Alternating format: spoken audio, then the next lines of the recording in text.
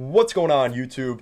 And welcome back to Goal Line Hockey. It's your boy Kevin Forte, and we are taking a look back in St. Louis. This is another Blues video. I feel like I just did this. Make sure to check out our other video. We talked about Ville Husso, where I think he ends up this summer. If you want some more Blues content, of course, check out our playlist. But we have some good news for the Blues today, as we're hearing, there was a lot of talk last summer that Vladimir Tarasenko was, a little bit upset with the organization, the way they handled his shoulder surgery and everything that kind of transpired. He had like 3 separate surgeries and was just totally PO'd with the Blues staff and the organization. Not to mention, he thought he was snubbed of the captaincy when Ryan O'Reilly, only after 1 season, comes in and all of a sudden he's the captain, and Tarasenko's like, whoa, what's all this crap? Well, apparently, after a great season this year, a ton of fan support. It seemed like every night, Tarasenko was the first star of the game, and the fans were just cheering him on. They knew he wanted to leave St. Louis. I will give credit. They were very good to him.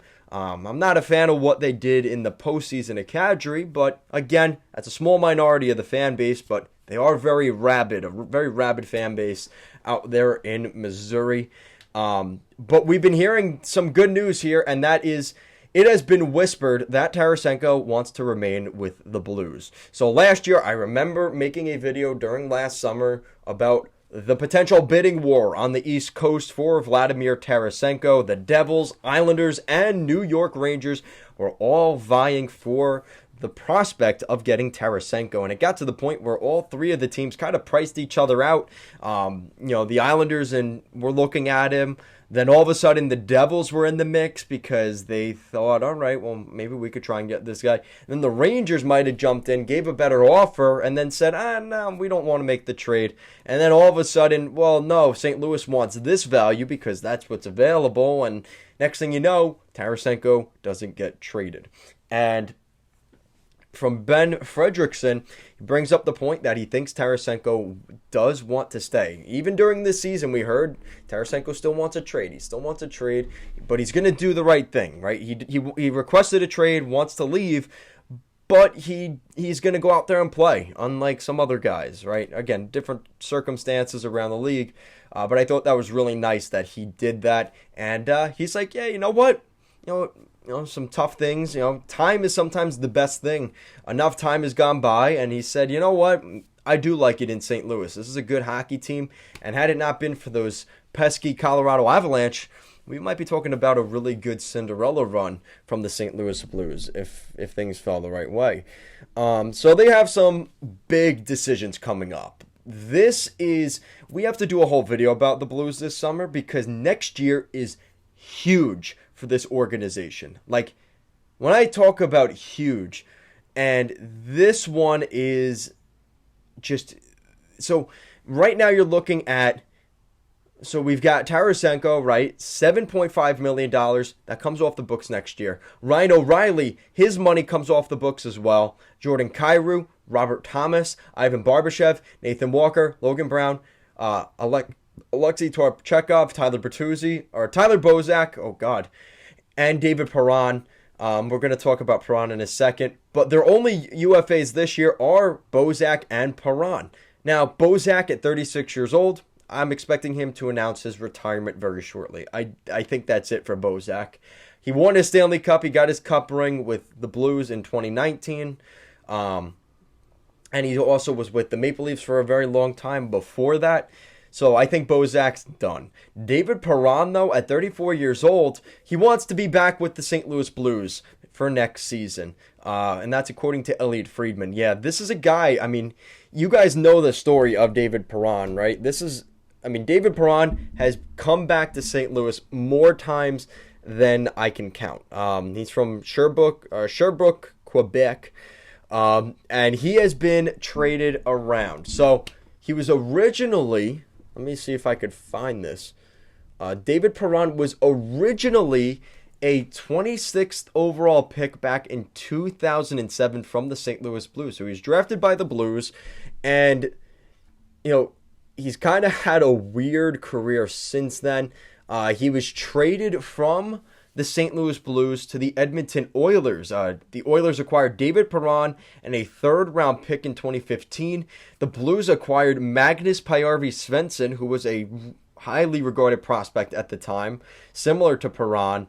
And then a fourth-round pick in 2015 and a second-round pick in 2014, which ended up becoming Ivan Barbashev, who we still know is on the roster today. Now, this is another interesting thing. So now he's been traded out of St. Louis. He's with the Oilers, right? So that's the timeline. So he's drafted by the Blues, plays for the Blues, gets traded to the Edmonton Oilers. Then he's been with Edmonton for 2 seasons. He ends up getting traded January 2nd of 2015 from the Edmonton Oilers to probably a better situation. He goes to the Pittsburgh Penguins. So David Perron goes to Pittsburgh, and in exchange, the Oilers acquire Rob Klinkhammer and a 2015 first-round pick that ended up being the 16th overall pick of that ended up being the Oilers' pick, right, at 16th overall. You know who was drafted with that 16th overall pick? Matt Barzell. Well, then you're saying to yourself, well, why don't the Oilers have Matt Barzell? Do you really want me to tell you that story? Oh, they traded him to the Islanders for Griffin Reinhart, and I think that was it. It was really a bad trade. Griffin Reinhart was the main piece of that trade to Edmonton, and the Islanders got Matt Barzell.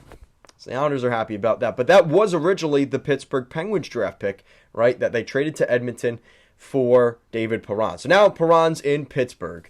A year later, basically a year later, January 16th of 2016, so just over a year later, David Perron gets traded to the Anaheim Ducks, along with Adam Clendening, to the Anaheim Ducks in exchange for Carl Hagelin, who was with Pittsburgh for a very long time. But this is, eventually he goes back to free agency, and he ended up playing in Vegas for a little while. I think he was with the Blues. He signed with the Blues. Then he ended up going to Vegas, right? He ended up going to Vegas on a contract, and then he ended up signing in St. Louis again. So he was drafted by the Blues, got traded. Signed with the Blues, then went in the expansion draft, got let go, went back into free agency, signed again with the Blues, and is now in the same spot again where he wants to re-sign with the Blues. It sounds like there's a connection between Perron and the Blues. I don't know, just this weird feeling I get, right? So David Perron has been very good. He is 34 years old, though, so I don't know what he's looking at in terms of a contract, but I could see the Blues returning him, right? He's one of those guys. He's a fan favorite. Obviously, he's got a lot of loyalty to the fan base and the organization, so I do think Tyler Bertuzzi, or why do I keep saying Tyler Bertuzzi? David Perron will be back next season. But like I said, I have to do a whole video about next year because there is a lot happening next year. Kalle Rosen comes off the books. Robert Bortuzzo comes off the books. Marco Scandella, man, yeah. So they have a lot going on next year. And, next summer is going to be big for the Blues. So we're going to have to go over that. This might be their cup window. And that's why I think Perron comes back on a 1-year deal. So that is it for today's video. Guys, let me know what you think in the comment section down below. What do you think of the St. Louis Blues? Tarasenko wanting to stay with the organization, and of course, David Perron wanting to stay as well. I think they're going to have some decisions to make this year. Tarasenko was going to go probably in a trade so they could free up the cap space to re-sign guys like Barbashev and Kyrou next year and O'Reilly. But now if Tarasenko stays, that might muddy the waters a little bit in terms of what they want to do. And again, same thing for David Perron. Thank you so much for watching, and let's go Blues.